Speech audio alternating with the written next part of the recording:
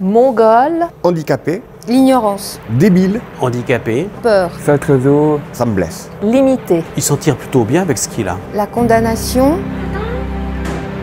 Pauvre parent. Le jugement. Blessant. Sale mongol. L'handicapé. Oh, comme c'est dommage. En soi, c'est un être merveilleux et puis il a des bonnes compétences et ce qui est dur, c'est bien sûr l'adaptation du monde réel et il y a des tas de choses qu'il ne comprend pas, dont il faut lui expliquer et c'est pas toujours simple. Jérôme a eu très tôt la conscience de son handicap. Il en a beaucoup parlé depuis très jeune et il a fait, comme il dit, un peu ce chemin d'assumer ce qu'il est et de faire avec. Je vois mon fils comme un être à part, un être qui a une lumière en lui, qui m'a énormément appris, qui m'a appris à être père. C'est Imina d'abord.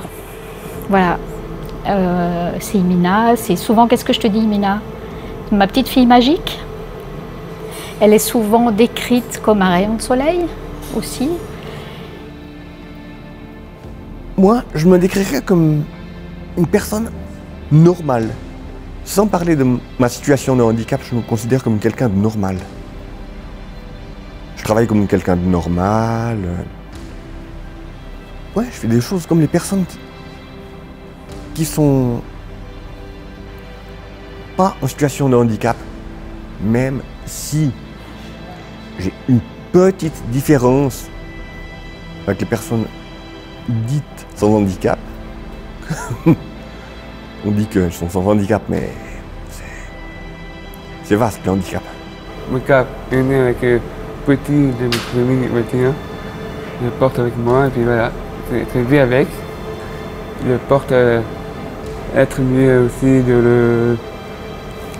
être bien avec ma famille, un foyer, peut-être un jour un foyer, mais pas tout de suite, j'ai le temps. Voilà. J'ai un cœur, un jambe, et des bras, c'est tout. Mais voilà.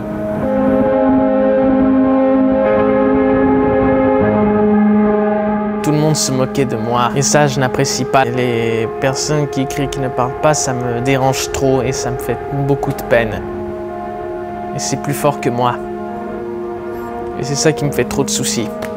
Je pense que les gens ont besoin de mettre des étiquettes, effectivement, aussi pour se définir eux-mêmes. Quand il était enfant, on entendait encore le mot mongol. Alors c'est vrai que ça, c'est quelque chose qui est difficile, qui serait de nos jours difficile à entendre.